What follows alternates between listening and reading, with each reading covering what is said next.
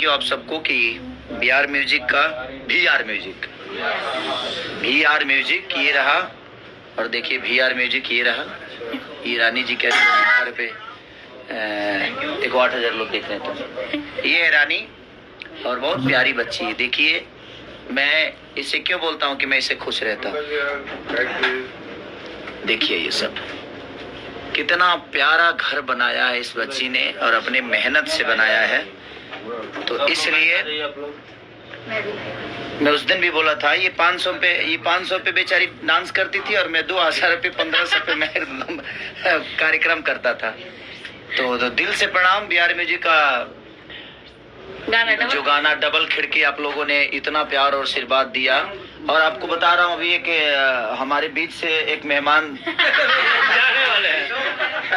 तबीयत खराब है। देखिए हम लोग डबल खिड़की ग्राउंड लेवल पे बज रहा है। ये देखिए सब हमारे कृष्णा बेदर्दी जी हैं, ये सोनू पांडे जी हैं, ये हमारे पंकज भैया है। ये सब लड़का सब हम लोग के साथ काम करने वाले लोग हैं। इधर